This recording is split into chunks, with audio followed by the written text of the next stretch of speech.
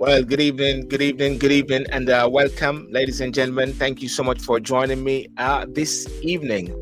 Those who are in the UK, USA, Jamaica, and the part of the world. And I want to thank those who are joining me on Facebook, those who are joining me on YouTube, TikTok, and Instagram.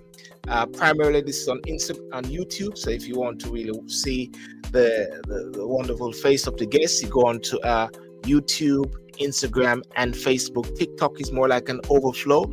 And I want to thank you, those who are joining, and please share those on TikTok as well. We're still on the topic of Marcus Garvey. You know, Marcus Garvey and the message. That's what we're on. The message of Marcus Garvey. Last night we had Brother Malik, the president of the UNIA UK, and we did a fantastic show. And this is part two now with the main man, Mr. Stephen Golin, who is the president of UNIA, and he's going to be here tonight, and we're going to talk on this whole discussion regarding Marcus Garvey. But ladies and gentlemen, without further ado, let us start the show.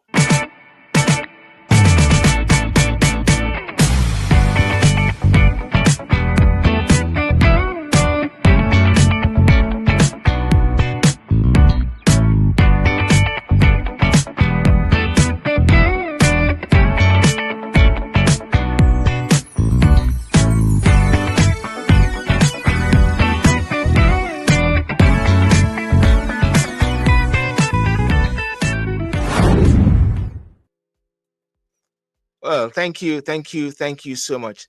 Mr. Stephen Golin tonight is a professor of Garveyism. Golin chaired the Garvey Studies Department at the Hidell University in St. Catherine, Jamaican, lecturer on the philosophy of Marcus Garvey. At the primary, secondary, and tertiary level, having also taught Garveyism as a rehabilitative program in Jamaica, general penitentiary, other correctional facilities. He's the founding director of Jamaica only authentic African cuisine restaurant, Cafe Africa. Lips, mouth start to water. And has served as chairman of the African Caribbean Institute of Jamaica and the Jamaica Memory Bank. Golden has hosted and executive produced media content on both radio and television. Golden is the son of Jamaica's 8th Prime Minister, Bruce Golding, and a graduate of the St. John's Hopkins University. He's married to Jamaica media personality Empress, and together they have a son. And ladies and gentlemen, without further ado, I'm going to introduce Mr. Golding, but I want to set out something first. I want to set the stage first as to what this is about. Yeah, because we're in Black History Month now, and one of the interesting thing about Black History Month is that it is not enough just to look back at the names and faces that shape our history. We must also examine how their visions live on today. Garvey didn't just give us inspiration. He gave us a strategy for liberation through unity, economic power, and self-determination.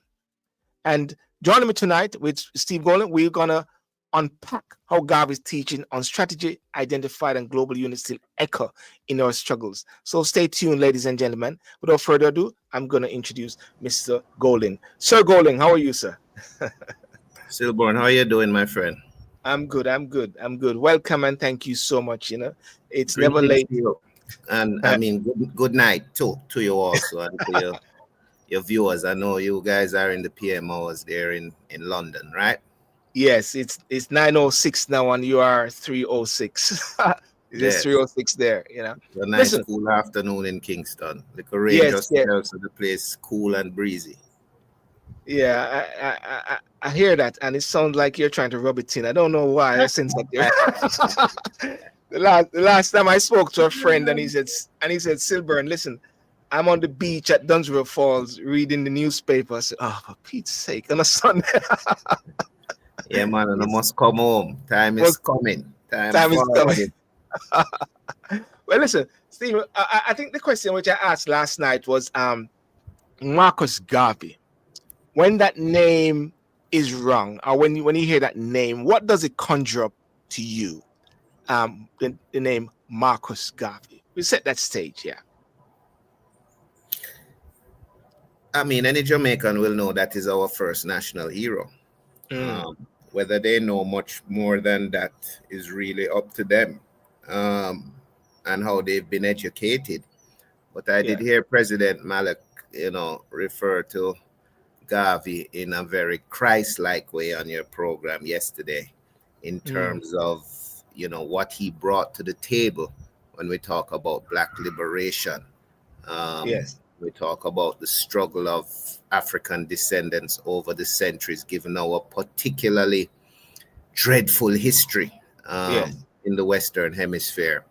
But remember, Garvey's middle name is Mosiah, and he was Mm. given that name by his visionary mother and father, almost predicting the role he would fill.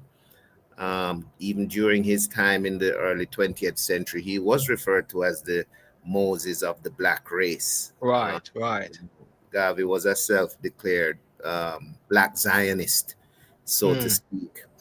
And as you said in your introduction, he Mm. certainly gave us what we call the black print Yes. towards not only liberation, um, but in terms of wealth creation and in terms of empire building. Garvey's vision was to create in Africa an empire strong enough to lend its prosperity to black people, regardless of where on the globe they were, and certainly to lend its protection to them as citizens of Africa, regardless of location or nationality. This was Mm. a very visionary and bold position to take, especially at a time when there were only two free African nations on the continent, really, Yes. in terms of the Empire of Ethiopia and the Republic of Liberia. Um, Garvey didn't let that deter him from seeing further and seeing farther, Yes. um, and really he was a man way ahead of his time. I mean, some Mm. of the things that Garvey was instructing us that we needed to do and accomplished in his day took us 100 years to accomplish. Yes. Just 4 years ago, the United Nations created a permanent forum for people of African descent.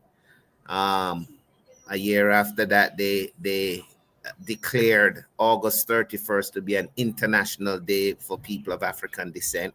And all Yes. of that was based on Garvey's own Declaration of Rights of the Negro Peoples of the World in 1920. 54 Mm. declarations, the 53rd of which said that August 31st should be recognized as an international holiday for the Negro race.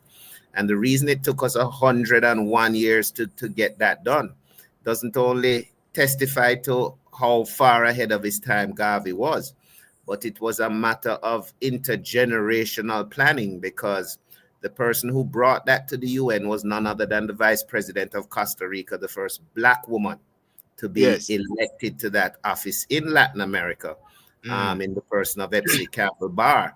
But she was also from Limon, which is really like a little Jamaican colony in Costa Rica, Yes. where Garvey lived himself for some time before forming the UNIA, and returned to a hero's welcome during a tour in 1921. Mm.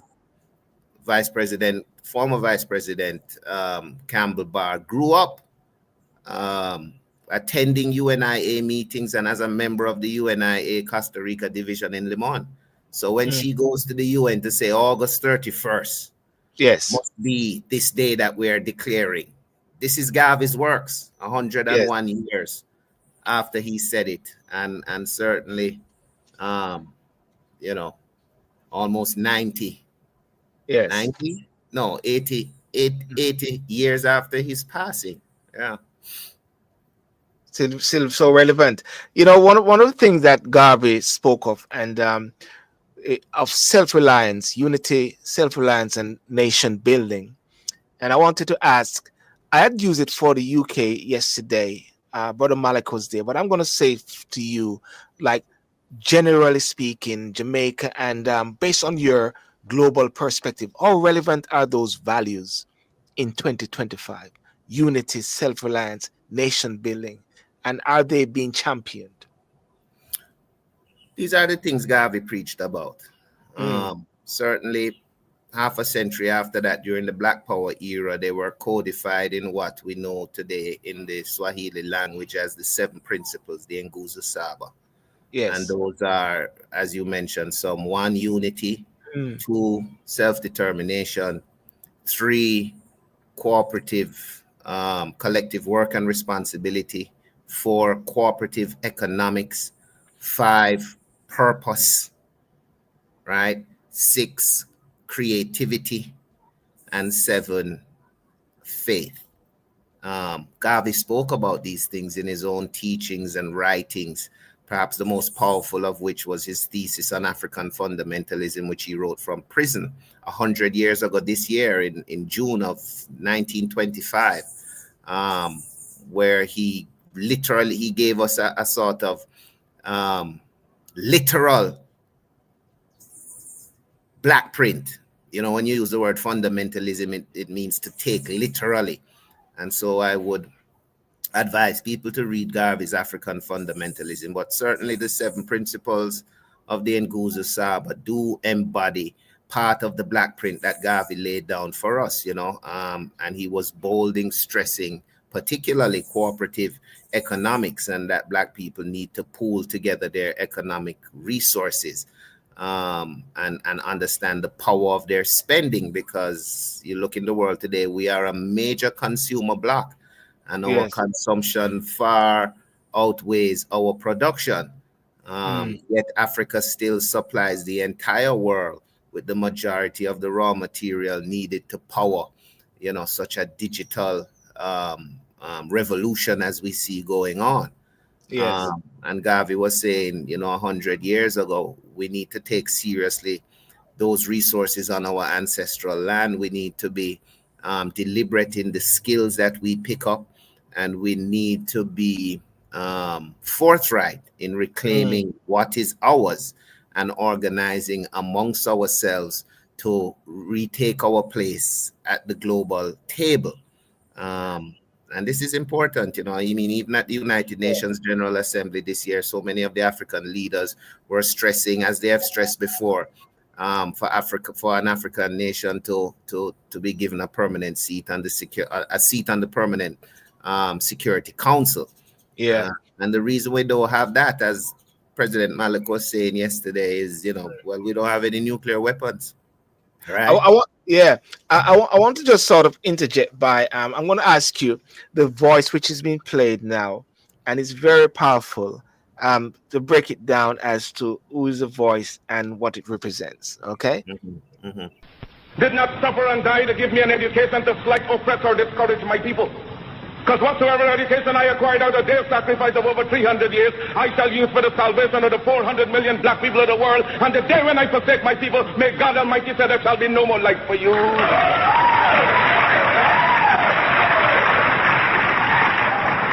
I unequivocally rejected the racist assumption of much white American Christianity, namely that God had created the black man inferior and that he had intended Negroes to be a servant class, hewers of wood and drawers of water. Well, I predicate. Powerful, isn't Yes, it? man. Yeah. Yes, man. That's the voice of the great Ron Bob Semple, our Yes. brother from Guyana who passed away during COVID, but who for over 30 years did a one-man show entitled The Spirit of Marcus Garvey. And he spent so many years Yes. reciting Garvey's writings uh, Yes. in the persona of Marcus Yes. Garvey, that there are Yes. many people today who hear his recordings and think it is actually Marcus Garvey. I Those thought are so the as well. Yeah. those are the actual words of Marcus Garvey, but of Mm. course, recording was not so proliferate during Garvey's time. Mm. Even though he did make a recording in 1921 after the Bureau of Investigation scheme to keep him out of the country following his only Yes. Black Star stock All selling right. tour of the Caribbean. He was supposed Yes. to be gone for 6 weeks. They kept him out of the country for almost 4 months. But of course, Garvey had enough clout at that time to telegram the Secretary of State at the White House, who then issued a visa to him in Belize, and he re-entered the United States in July of Mm. 21 through the port of New Orleans. And when he got back to New York, he immediately did a recording because in those days, Hoover was trying to class him as being amongst the communist threat. This Yeah. is 4 years after the Bolshevik Revolution. So Garvey did a recording to state unequivocally, that he was not a communist. He was not serving no Bolshevik agenda. And he was not a threat to the United States. But even in his recording, his message was clear, clarion, in his Yes. call for Africa, for the Africans, and his defense of his movement, saying if other people are looking after their own, then what is wrong with the black race looking about itself?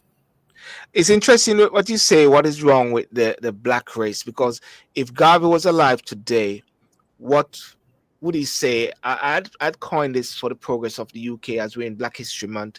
But what do you say about the black progress? Black progress on a general. We see Burkutner, Faso, and all those persons. What do you say about the collective black progress from your perspective? Because I know you go around and you inspire, you talk on these issues. What's your collective view, in a sense? I think Garvey would be a little disappointed, and I've said this in the media before. I think he would be frustrated with the pace at which we were moving. I mean, he died in a sort of state of frustration because he died at the onset of World War II, which was a war that he had predicted a decade before. After World War I, when the League of Nations was founded for the explicit purpose of preventing any further world wars, Garvey said, declared them null and void, and said that the next world war would be a war of the races. And it was during that time that Europe and America were distracted, that we should prepare ourselves to strike for Africa. He was so disappointed that so many black people had died in World War I, defending other nations and nations who had not been kind to us in the annals of history. That one of the declarations he declared in 1920 as part of the Declaration of Rights of the Negro People of the world was that no black person would go to war for a white nation again, and no black person would go to war without the explicit permission, right, of the provisional state of Africa, which is what he was elected to as president. But again, that was Garvey trying to get through to us just how much the world is propped up by our actions and our labor and our participation. And that if we were to understand our political strength in withholding or applying those things only when they served the overall race beneficially, we would put ourselves in a much better position. And, Garvey died maybe 6 months before the Blitz of London, in London. And that was the onset of World War II, which really was, a war of the races, if you consider the position taken by Nazi Germany, Hitler's proposition of an Aryan race, even the actions of Japan, who sought to claim the Asians, Asia for the Japanese. Garvey was saying that at that time we should be prepared to strike for Africa. And he had started to put in place the infrastructure necessary to meet that demand. Thus, we have the creation of a paramilitary auxiliary of the UNIA known as the Universal African Legions. We had a nursing corps, the Universal African Black Cross Nurses. I heard Malik speaking about that also. We had an African Motor Corps. Garvey had a Black Star shipping company, not just for commercial purposes, but he put together black naval crews with the intent that the Black Star would become the basis of an African Navy. He had people like Bessie Coleman and Colonel Hubert Fauntleroy Julian, famous Trinidadian known as the Black Eagle, who were part of his Black Eagle Flying Corps. So, people talk about the pomp and pageantry of Garvey. Some even style him as a showman and a con man. But he was a visionary who was trying to inspire a people who at that time did not believe they were capable of the things that Garvey was urging us to undertake. Up you mighty race. You can accomplish what you will. Not what you will in terms of what the future holds for us that we don't know, but what you will in terms of what you have the willpower, within yourself, both as Yeah. individuals and as a collective to do, you know? You, you know, Um, one of the books that I look at a lot is Selected Writing and Speeches of Marcus Garvey, oh, and I yes, that was and I put never, together together a good yeah, UNIA brother Namde Azikiwe. Just saw yeah, him last month in yeah, Philadelphia. and I never go too far in it. I get stuck a lot of times, and one of the things I got stuck on was when a Southern woman who joined the UNI said, Garvey is giving my people backbones where they had wishbones. And that resonated with what you just said a while ago, Mhm. giving them backbones where they had wishbones. And I Yeah. think these things are very poignant, because when we look at the other point about Garvey's message evolving, Marcus Garvey, you mentioned this Black Star Liner. Marcus Garvey, you mentioned the writings galvanizing a world when there was no TikTok, there was no social media, and pulling it together. Are we seeing? I think I might know the question. I think I might know the answer. But are we seeing, from your perspective, uh, the black nation pulling things together, or can do that, or want to do that, or what is the link for it to happen? We see pockets of that, and we've always seen pockets of that, even over the decade between now and when Garvey was active on the earth. Mm, And there will always be pockets of that, even during the Great Maafa, what people call the transatlantic mm, chattel enslavement of Africans, mm. which went on for centuries. Even Yeah. during that time, there were multiple pockets of resistance against it. Yes. There were maroon nations everywhere that black people were taken in chains, not just in Jamaica, Mm, which is something I criticize our educational system for failing to teach, what Garvey referred to as, true Negro history.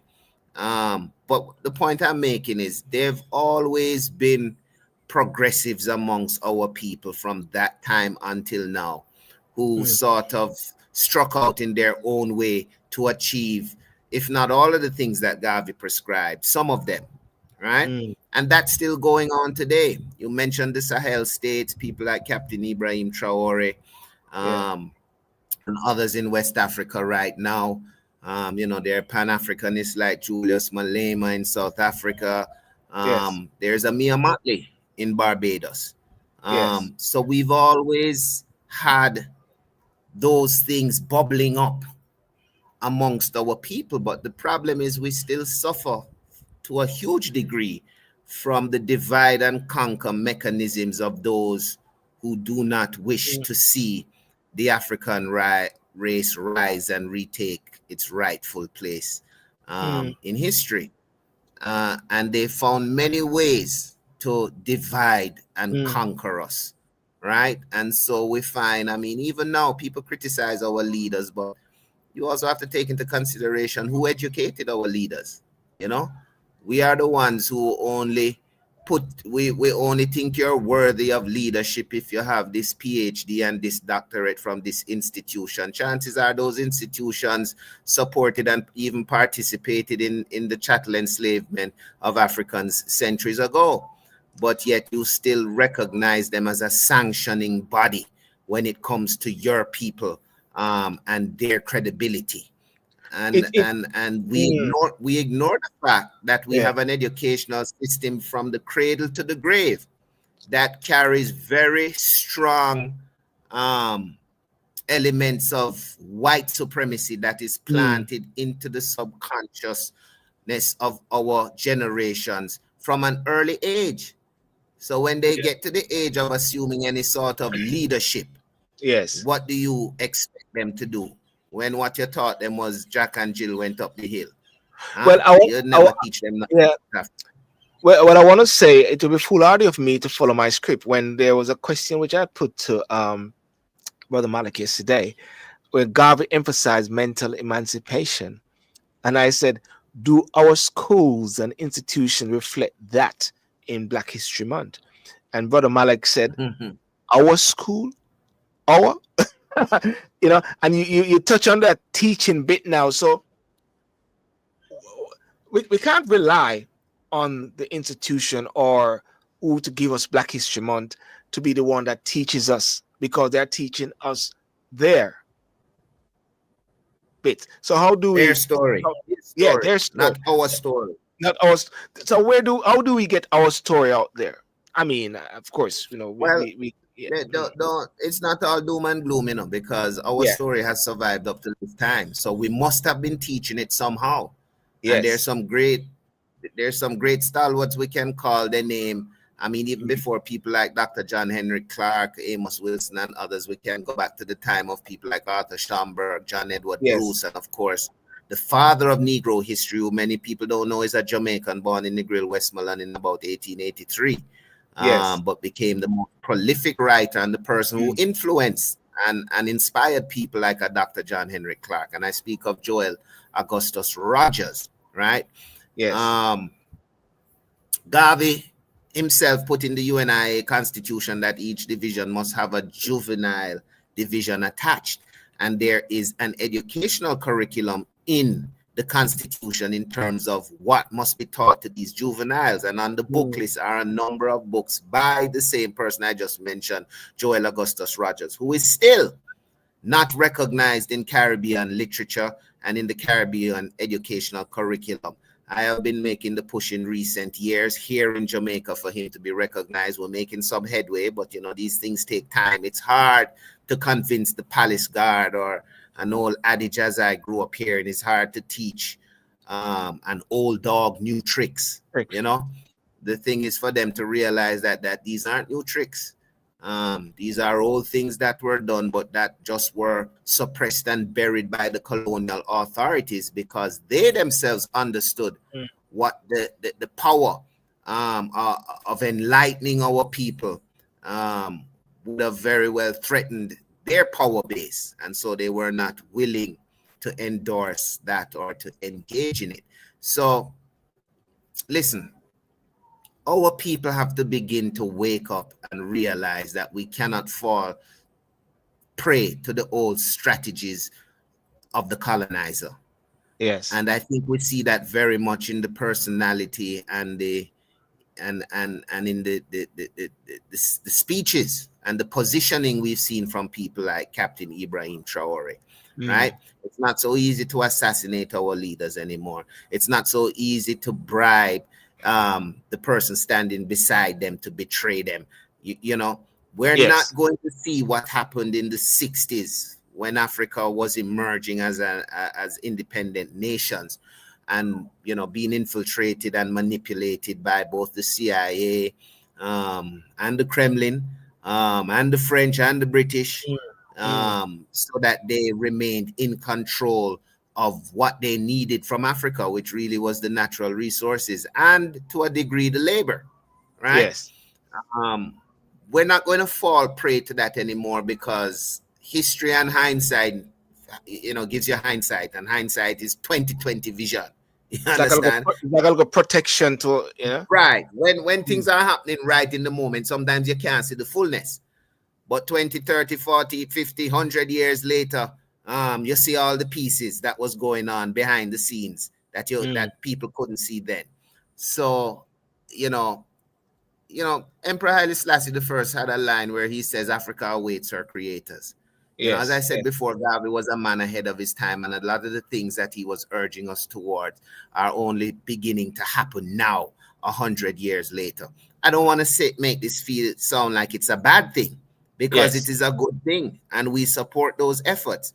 But it also adds to why I feel that if Garvey were to come back today, he would be a little frustrated with the pace at which we were moving, right? This divide and conquer thing is dangerous, and it is something that was created and perfected during Garvey's time. The UNIA was perhaps the first mass organization of Black people to undergo heavy infiltration.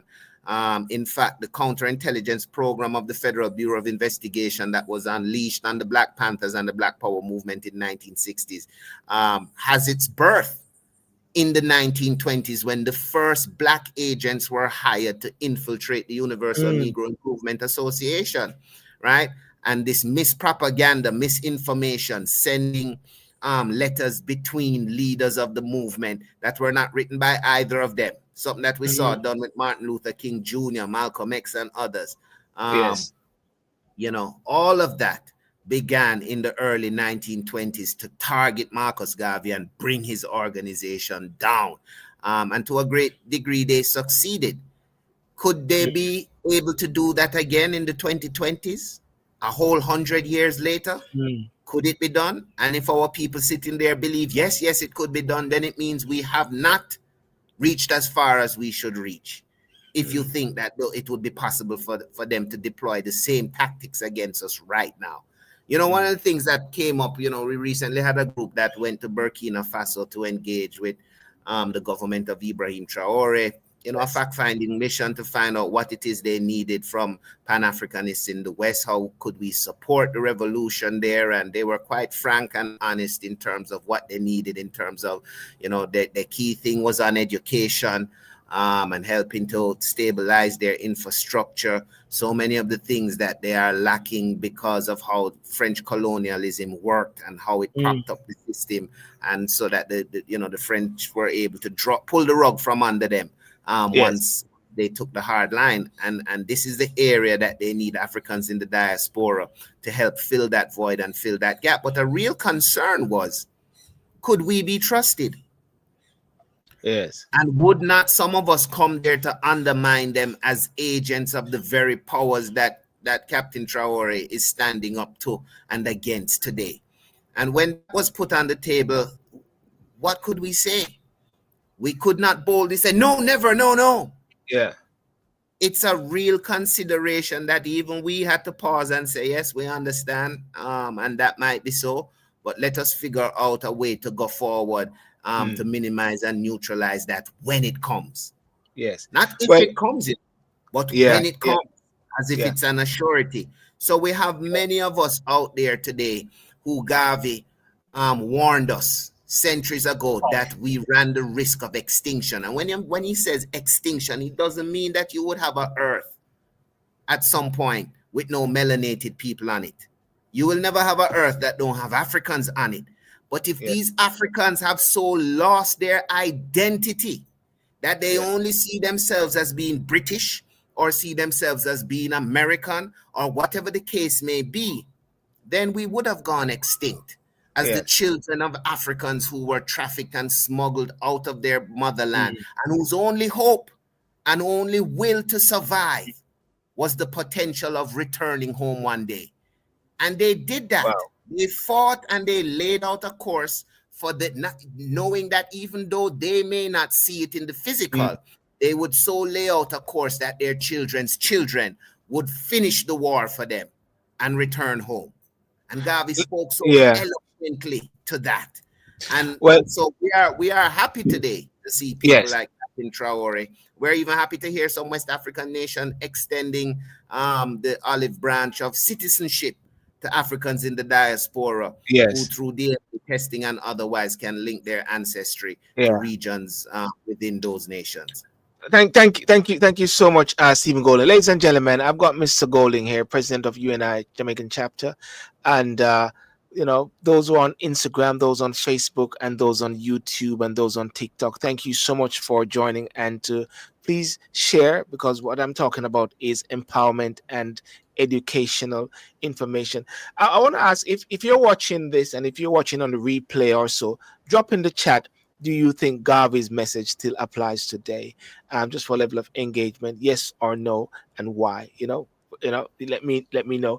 I want to play another clip, Mr. Golden, and the same gentleman there, because he really fired up. I just want to play this bit here. Syria did it. France under Napoleon did it. Germany under Prince von Bismarck did it. England under America under George Washington did it. Africa with 400 million black people can do it. If you cannot do it, if you are not prepared to do it, then you will die. You race of cowards, you race of imbeciles, you race of good for nothing. If you cannot do what other men have done, what other nations have done, what other races have done, then you have better die. Powerful words. Powerful words. Wow. I don't know if you've, well, maybe not, but if you've ever had the opportunity to see Mm, Ron Bob Semple perform live, mm, yes. you know, we had the fortunate experience of bringing him twice to Jamaica to perform Garvey. At Mm, one time, it was the reopening of the UNIA's Liberty Hall on King Street. And when I yes. tell you that the stage was set up in the middle of King Street, the street was blocked off, and the Yes. masses of crowds that came out when Bobby started to perform.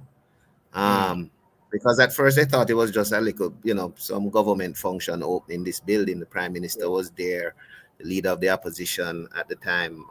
It was Mr. Siaga and Prime Minister Pattison at the time. Mm, But when Bobby took to the stage, and he wore the military suit that you've seen Garvey pictured in, with the plumed hat and mm, white gloves. And listen, when he got into character, you couldn't even speak to him mm. as if he was Bobby Semple anymore. He wouldn't even respond. And Change into until he another man. finished once and changed back out of his clothes, and then he Mm, was Bobby again. But there were so many people in Kingston who thought it was Marcus Garvey himself. People mm, were in the street saying, "What is Marcus Garvey? What's going?" As if Marcus Garvey could come from the grave some mm. 50 odd years later, right? And he certainly does it justice. I seen Bobby perform up to a few years before he died, and Yes. unless you were an astute student of Garvey and you knew the different speeches he was drawing on, you would be able to identify where he was mixing one speech with a different speech from another time. But all of them were Yes. writings or speeches of Marcus Garvey, sometimes not said in that order by Garvey himself, only done Yes. that way by Ron Bob Semple. But that one you just played is a particularly powerful one, and one that earned Marcus Garvey the title of being the greatest orator of the black race at the time that he was traveling and speaking. Well, In 1 year, he made over 150,000 US dollars in mm, speaking engagements. And they tried to get him on tax evasion. That's before the Black Star Line fraud case. yes. And before they tried to get him with the Mann Act. They tried so Yes. many things to get him in prison that Yes. that the case against him was a sham job. It was a frame up. But the interesting bit about that speech, it was talking about challenging the black race, about you can do it, and then he completed it by saying this, and this was so powerful.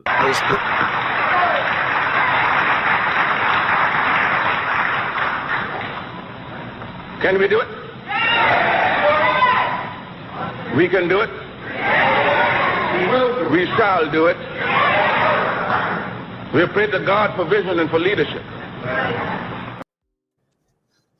Pray to God for leadership. That's one of the key things, right? Which is said right there. The words of Marcus Garvey to Bob's voice. Now, when I spoke to you and I said to you, I don't want a conversation about just celebrating and having memorials and having monuments on Marcus Garvey, but the application. And if we say, how does Marcus Garvey teachings can apply to black entrepreneurs, nurses, doctors, lawyers, filtering through the system? Because I sense, and I really, Brother Malik also confirmed that lots of other races or whatever are taking some of the teachings of Marcus Garvey and applying it as well. No doubt. And Garvey taught other races, even Ho Chi Minh, who went back to Vietnam, preaching Vietnam for the Vietnamese, spoke about his time working as at sea on ships. Garvey had a network of seafarers and dock workers, which is how he was able to get his newspaper out across the world. And these same people brought a young Ho Chi Minh to Liberty Hall in Harlem in the 1920s, and he heard Marcus Garvey speak himself. The Chinese model of today in terms of how they were able to build up their nation and stay connected to their communities in the diaspora and to create an economical umbilical cord so that the Chinatowns we see in the great metropolises of the world are all helping to build the economy of China because their goods are coming from China. They're buying from China. They're connected to China. These are the same things Marcus Garvey saw long before the Chinese even heard of Mao Zedong or Xi Jinping. The black race had Marcus Garvey, and he was explaining to us the dynamic position we were in. For whatever reason was in the past, we have now been scattered throughout the globe. And so we are positioned, if we can activate and come together. Activate, that's a word. Powerful mechanism of empowering and rising up an Africa as a world superpower. But the problem is, as I said before, that risk of that loss of identity, of not knowing who we are. And this is so clearly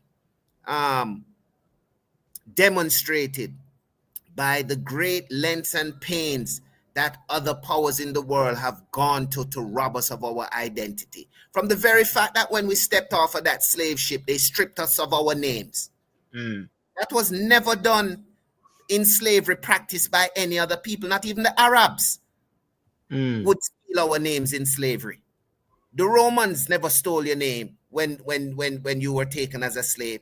But for the African, it was a systematic erasure of his identity. Take his name, right? Martin Luther King Jr. has a famous quote. You know, they robbed us of our names, our religion, right? Our culture, you know. And by the looks of it, you know, we lost all these things. Some of us even lost our minds. I don't know if you know that quote by Martin Luther King. A very famous one.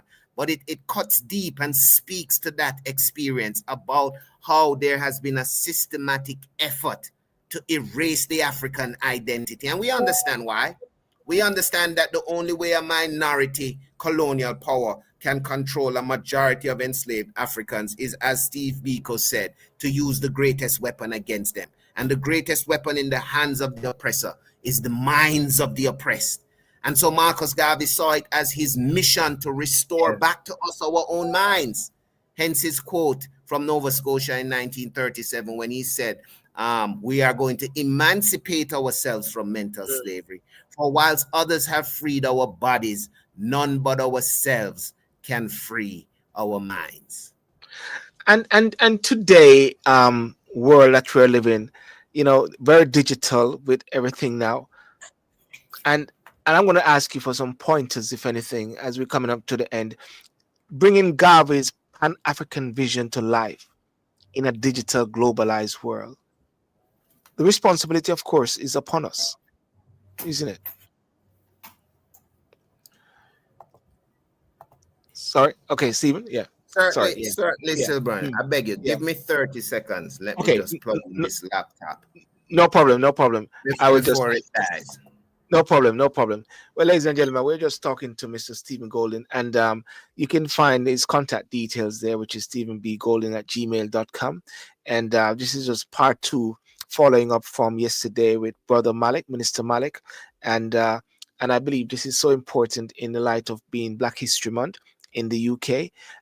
But the sense of Black History Month, it resonates to the world, to the teachings of Marcus Garvey, and playing some of those bits there. One of the things that I've always been talking about is the thinking of Garvey, and I believe the thinking resonates also for us as a people, that this is no time for bowing, this is no time for scraping and pussyfooting. It is time to let the other fellow know that you're alive. That's another quote which I have there, Stephen. There, you're on mute. I think you're on mute there. Let me see. Yeah. I forgot to wish everybody a happy Black History Month. I forget it's October in the UK. Yes. You know, Black History Month started in Garvey's time too. And so he can also be credited for that idea. It was started by Dr. Carter G. Woodson, who edited Garvey's newspaper some years before the creation of what was the Negro History Week. Yes. Right, which was the 3rd week in February. I know people nowadays talk about how can we just have 1 month for Black history? No. if you're black, you study your history every day, Exactly. right? Yeah. You live Yeah. your history every day. You create history every day. But because of, as what we were saying before, because of the systematic way in which our history was stolen from us, that is the Mm, reason why the ancestors pushed for some recognition. And so in Garvey's time, they started with 1 week in February, but of yeah. course, half a century later, during the Black Power era, I think at Kent State University, it evolved into what we know now as Black History Month, February in the West, and that also influenced the creation of a Black History Month in the UK in October. In fact, the Mm, last second to last time I visited London, I actually met the brother who they credited with having October declared Black History Month in the UK. Powerful brother. yes. Yes. Yes. And just I before hope your I'm today. yeah, just before you got your Wi-Fi, your laptop issues there, I was talking about bringing Garvey's Pan-African vision to life in a digital globalized world, which is Mhm. our responsibility, and yet we agree that it is our responsibility. Um, Yes, that is very important. yes, How do yeah. yes. And I heard you're giving out my email address, but people might find it easier to just follow us at UNIA Jamaica. Is that UNIA Jamaica, yes. is that on Instagram? Yeah. Yeah, Oh, yes. On Instagram and on Facebook. And I see you flashing my phone number there to you, know, still. I only, I only for mad people call me sometimes. You know, yeah, normally post that number there. Well, I take it off. I take it off. Actually, I Yeah. sent you a message actually earlier. So if you Oh, want I me didn't to, see yeah, that. Yeah. yeah, that's People no can problem. Yeah, find us on social media, man, and we yes, are pretty responsive that way. But you're yes, absolutely right in terms of the digital age. And think about what Marcus Garvey was able to do just as a mm, printer, mm, using plates and ink and paper. You know, his Negro World newspaper had a circulation of over 50,000. That means he mm, printed 50,000 copies each week, yes, right? But those 50,000 copies were read by millions of people. Jomo Kenyatta spoke about being a runner for Garvey's newspaper in Kenya, meaning they wow, would have one copy come into the country and you would read it in one village and then have somebody run it over to the next village wow, for it to be read. Right now, could you imagine what Marcus Garvey would be doing in this age of Instagram and TikTok and albeit fake news? But yes, could you imagine what a journalist and a propagandist and such a brilliant mind as him would be doing with the tools that we have today, today, right? And I know Malik spoke a little about that, and that's mm, something that within the UNIA globally we are trying to restructure. We've launched Negro World Media. You can see the background behind me. yes, Um, and we will soon be letting the public know once we've gone live and we have the kind of content that we believe Mr. Garvey would be giving to the world today. Understanding that this generation is not like ours, they need quick satisfaction. This is a TikTok generation. You have to be the able to the you have the to be span able of to say it in yeah, 30 seconds or them not listen. yeah. You know What what do I you think? mean? Listen, what do you think about that? What do you think about that, Steve? This whole um, Before you and me came on, you heard me talking about my children and my yes, computer issues, and a lot of times I gotta tell you, I'm not afraid to admit it, even though as Muhammad Ali would say, I'm still pretty. You know what I mean? yeah, yeah, I'm still looking young. But yeah, but there are things I have to call my children to do. I cannot keep up. I cannot keep up with the times, mm, having grown up in a different time. But it does not negate the fact that mm, we leave this world to them. And so mm, do not underrate or underestimate the creations that they are coming forth with now. Try to yeah, learn them and use them as Garvey would advise us to do. These are tools, a means to an end.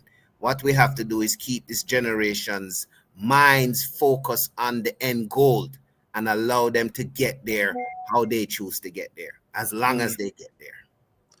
If you were to look at what would you say is one of the key principle, if you were to share one Garvey principle that every young black person, not every young black person, every black person should hold on to, what would it be? Garvey was so multifaceted. I don't think that is a fair question. Garvey Okay. cannot be boiled down into, a lot of people know different Garvey sayings, and you may have Mm, something you particularly fancy. But as an yes. educator, if I'm telling people if they want to understand the essence of Garveyism, they should read African Fundamentalism, the one he wrote on June 6, 1925, from behind bars, after being Mm, locked up on February 8th and having what was about 4 or 5 months to relax, to breathe, because Garvey did so much in the yes. time that he was here. You know that he must have been a man who slept very little, right? Yes. He was on Constantly on the agenda, go, in a mission. constantly moving, constantly working. So after they framed him, false accusations, charged him with some 20 odd counts, but could only convict him on one single count, um, which they later had to pardon him from prison for.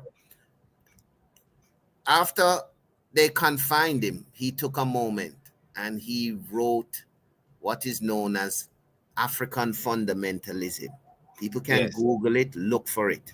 It starts out saying the time has come for the Negro to forget and cast behind him his hero worship and adoration of other races, and to start out immediately to emulate heroes of his own. We must Mm, canonize our own saints, create our own martyrs, and elevate to positions of fame and honor black men and women who have made their distinct contribution to our racial history. That's just the first two sentences. But what Garvey said after releasing that was that UNIA juvenile members should get it printed out, hung up in their houses, and they should be taught by the age of 7 to memorize it and repeat it word for word. That's how important he thought that document was, that he said, teach your children to memorize it word for word.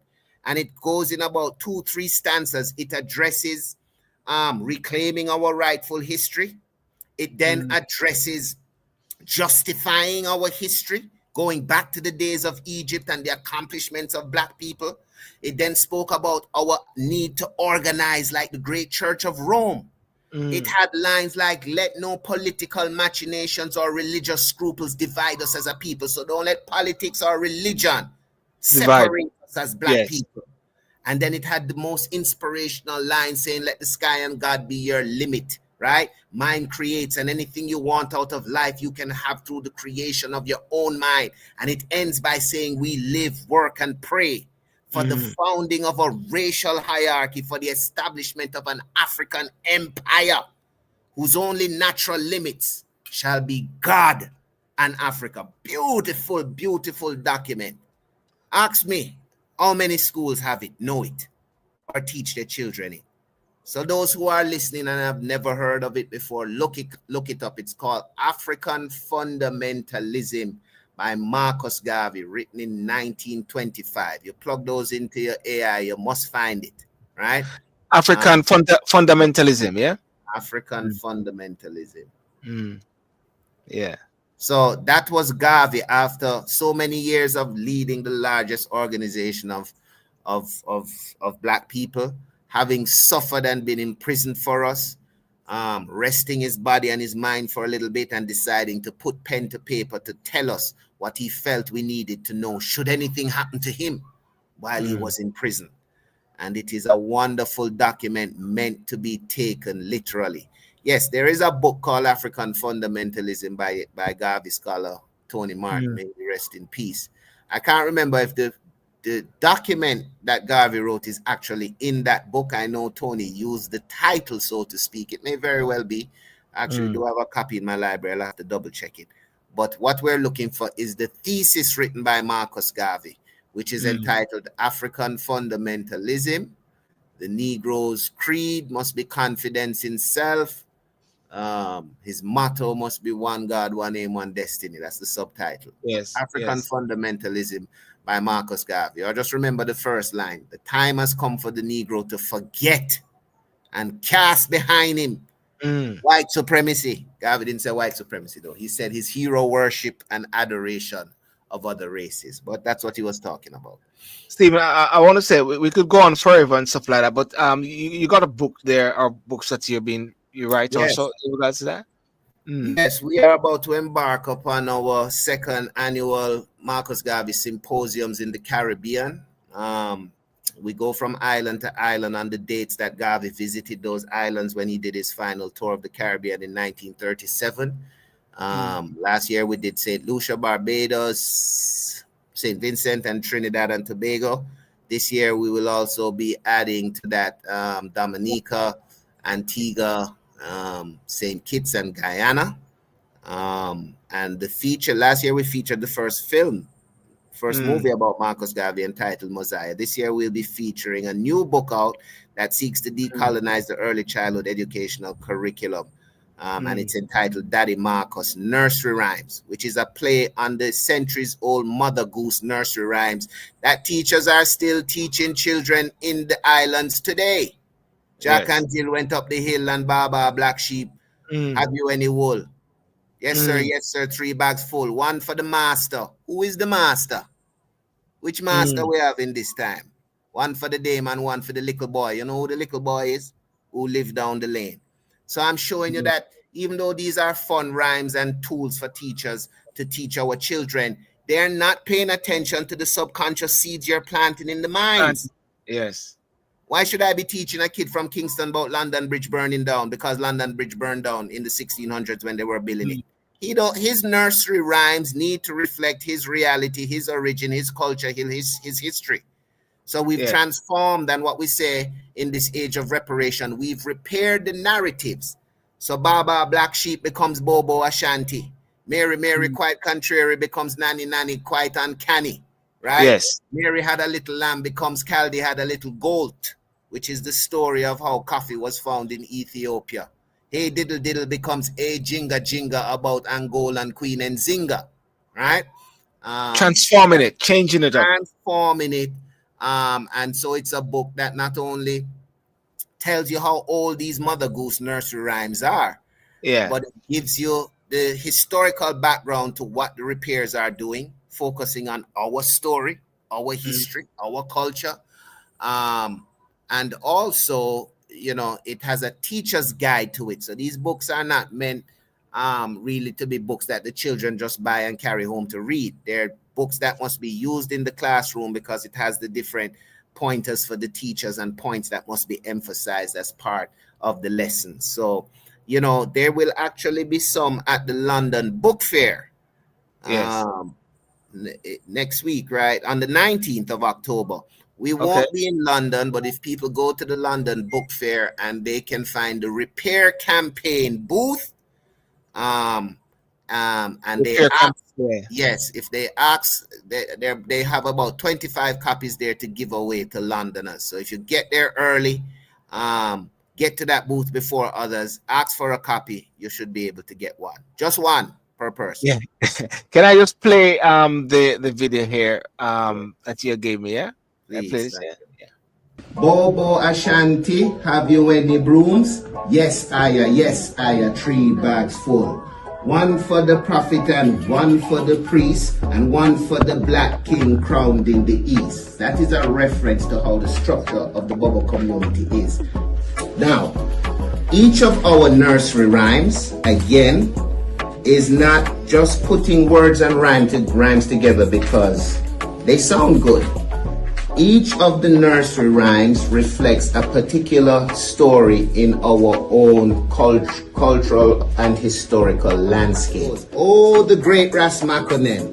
He had 100,000 men. He marched them up to Adowa and he marched them down again. When they were up, and their flag it never came down. They fought for their emperor Menelik and saved Ethiopia's crown. Yes. Yeah. So not only Jamaicanized nursery rhymes, but we have some African ones in there too, talking about Ethiopia, talking about Angola. We even have one in reference to the Haitian Revolution, which is based on Simple Simon, who met a pieman going to the fair. Well, in our own Dirty Bookman met a footman in the heat of battle. Yes. you know, Stephen, Lenny Henry, I don't know if you know Lenny Henry, yes, UK. I saw his call for reparations, him lending his voice to the reparation movement, and I commend and salute our brother. How do you see that unfolding? Doctor, is it Doctor Professor Bickles in Jamaica?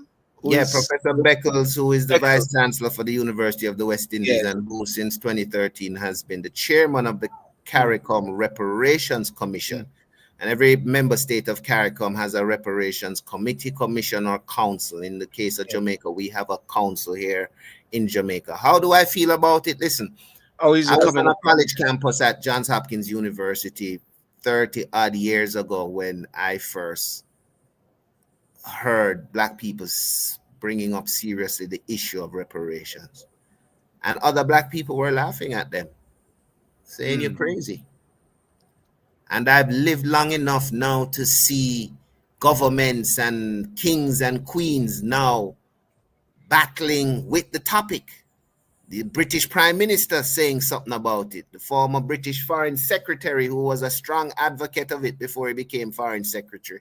Yes. Now he's something else. Deputy Prime Minister now. Yeah, Mm. right. I'm talking about our friend there, Lamy. Lammy. Yeah, Yeah, he's the Deputy Prime Minister now. Yeah. yeah. Him seem to have gotten very quiet on it. You see, this is what I tell you about divide and That's conquer. that's what Once we happens. get into these positions and we put career and money and individuality and personal family ahead of the movement. And I know why some have to choose to do that. The movement has been shaky in terms of Mm. protecting its own and providing for its own. And so many of our elder leaders have been martyrs to the cause and have Mm.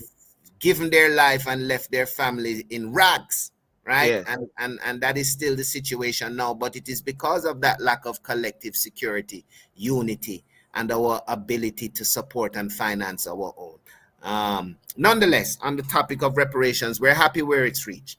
Yes. It's taken a long time, and so we're not going to throw any cold water on it because we remember when half the room would be snickering and laughing, and this is a room full of Black people.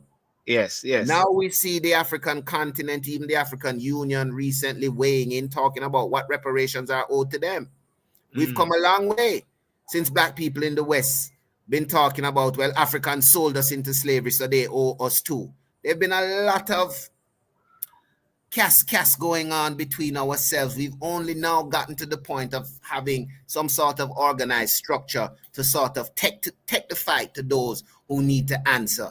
And so we cannot allow any divisiveness to creep in now, and we have to continue to strengthen our collective agreement, our unity of purpose, and we cannot ease up the pressure. I want to remind people that, the researchers have done a lot. The academics, they have a role to play. Beckford there at UCL, going through who the families are that were paid at the time that compensation was paid to the slave owners, some 47 million pounds, 20 Yes. of it in cash, 27 of it in 4 more years of free labor that Jamaican history books kindly refer to as the apprenticeship period, which is a blatant lie. A complete bamboozle. You cannot be a slave for 300 years, and in the last 4 years, you turn into an apprentice. Apprentice, somebody who don't know what they're doing. You can't do something for 300 years, and for the last 4 years, you must work free because you're training. You're not training, right? And they use that as an excuse to pay reparations to the slave owners instead of the descendants of the enslaved. That was an injustice, and one that we must not give up on until it is righted. So the Black people who are still in the corner and not coming out swinging on the side of reparations, I would like to enlighten you this evening and ask you to discontinue doing a disservice to the memory of your ancestors who gave their life so that we could be alive and well today. We owe it to them. It is the very purpose we exist, to finish this war. And all wars end in a natural course of a sit down and a discussion in terms of reparations being paid to the victors. I need you to. I was getting your screen up, so I see your address. I want you to address again. I want you to say that again. That's why I put it up there like that, addressing the people. On the issue of reparations, if you're in the corner and on the fence, get out of the corner, get off the fence, and get on board. The very reason we exist today is because our ancestors understood that this was going to be a long fight, an intergenerational fight, right? And now that we are making some headway, we don't need any divisiveness within our camp. We must have a collective purpose. We must be unified in our approach, and we must never, ever give up. This is not simply just about money. It is about completing what Nanny of the Maroon started, what Kojo started, what Makandal started in Haiti, right? What Zumbi did in Brazil, right? What Benkos Bioho did in Colombia, what Shataway and the Garifuna did in St. Vincent, what Bossa did in Barbados, what Kofi did in Guyana.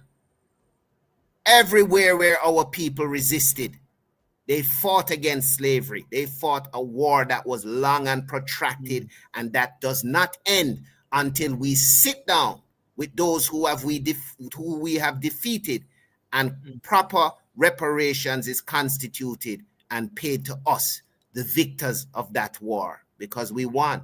You accepting victory as if emancipation was a gift from the British Parliament or the Anglican Church is disastrous. And that's a propaganda and lie that you must never, ever swallow and succumb to. Our fight started on the slave ship. It continued in the hills and on the plantations. And we took it to the very halls of the British Parliament through people such as Oluwado, Equiano, Kotoba, and others, the sons of Africa of the UK in the 18th century. They're the ones who convinced Wilberforce and Pitt. Those were just politicians looking to make a name and a career for themselves. They didn't care about your ancestors. They are not to be counted amongst the warriors who achieved this victory.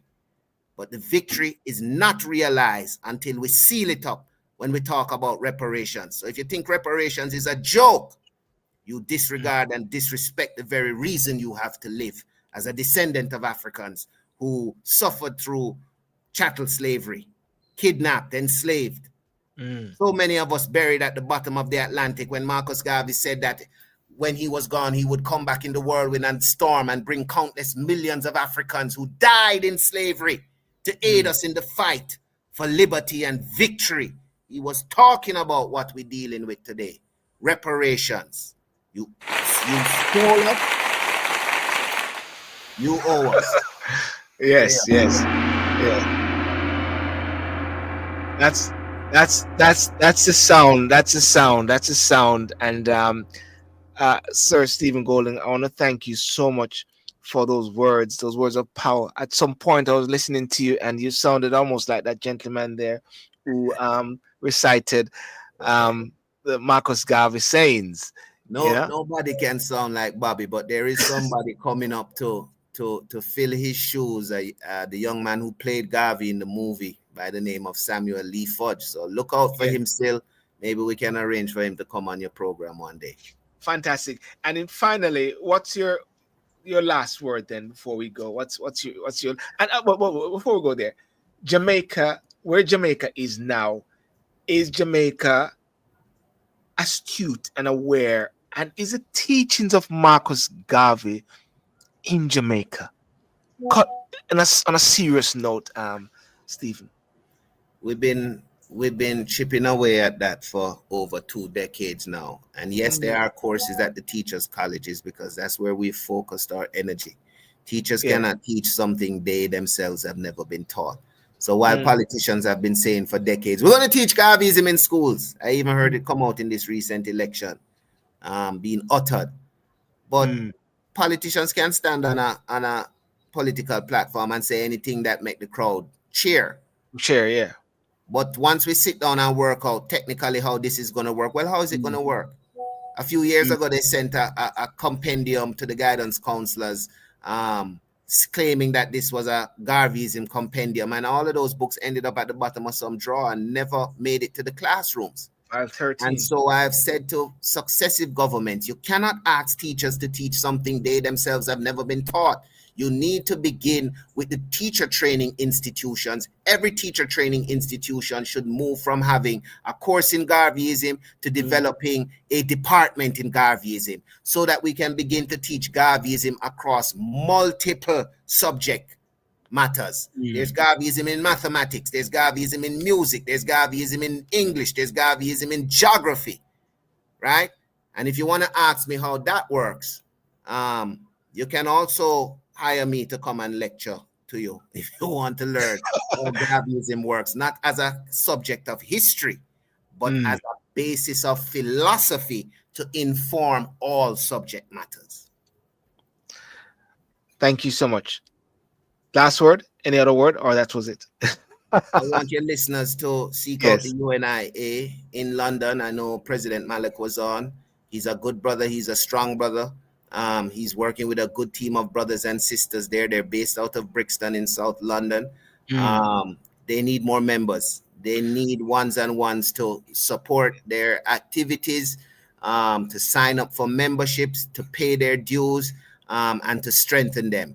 Marcus Garvey said the greatest weapon used against our race was not the nuclear warheads and the bombs and the bayonets, but it was disorganization.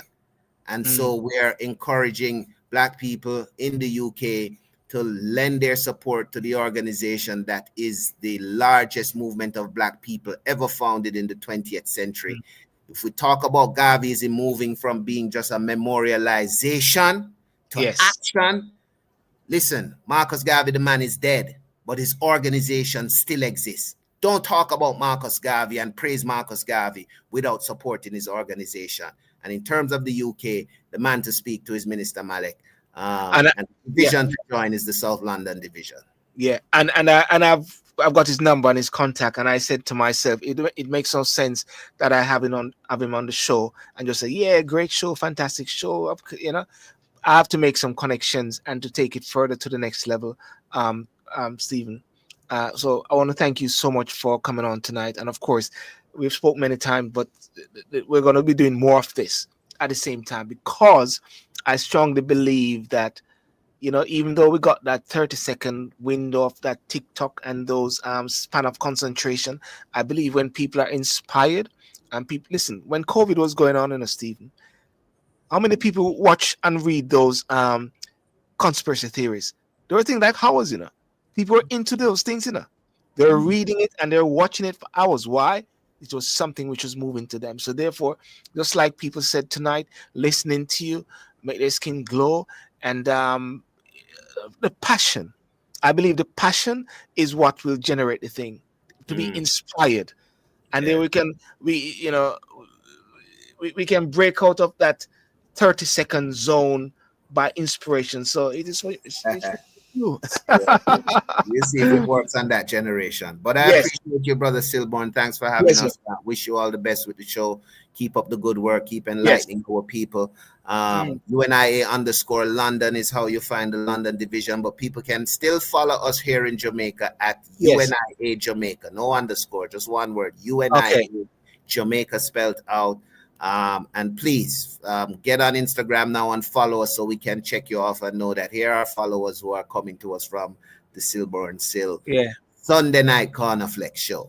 Yeah, and let me just put it up there. Where is it?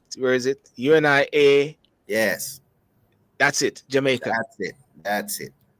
It will be running across the screen there, definitely. And of course, I've got these links, and I'll do some good clips on it as well. I'll be doing some little clips from AI, which will generate some clips. Thank God for the the digital world, so we can utilize and amplify it, you know, Stephen.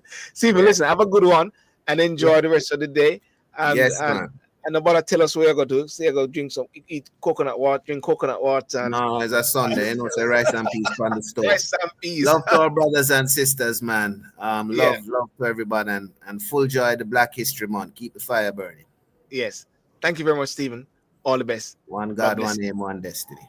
Amen. Thank you, sir. Cheers. Well, ladies and gentlemen, I want to thank you so much for joining tonight with Mr. Stephen Golden, president of UNIA. And I think what I have been saying in regards to just not having a memorial, not just having a monument, and not just having celebrating just Marcus Garvey and say Black History Month, but actually to see how it can outwork and to be translated and to be effected and activated in our lives. And as I said, you know, after the show yesterday with Mr. Minister Malik, is to make that connection with him as well.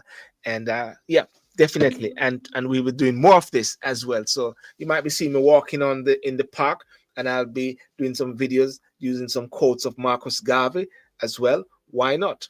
Just like how I do inspirational quotes, Marcus Garvey quotes. You know, these are things that we can do. These are things for influencers. If you want to inspire your people as well, well, do that. You know, these quotes, you know, 1 second, 5 second, whatever, you know. Well, ladies and gentlemen, I want to thank you so much for joining, and thank you so much. TikTok, I'm not sure I'm going to pop over TikTok it's a Sunday evening, but thank you so much for those on Instagram. Thank you those for on Facebook and as well. And I did just got a message a while ago. Forget where is it? Okay. Yes. Jeffrey Phillips is a link. 100% Garvey is on TikTok. My name is Marcus Garvey. So there's a link on TikTok, which is my name is Marcus Garvey. TikTok.com/ my name is Marcus Garvey. Yep. So we can check that out as well. Okay. So peace out. Have a good night, and may God bless you. And thank you for those who join in and for the discussion tonight on Marcus Garvey. Peace out, and God bless you. Bye-bye.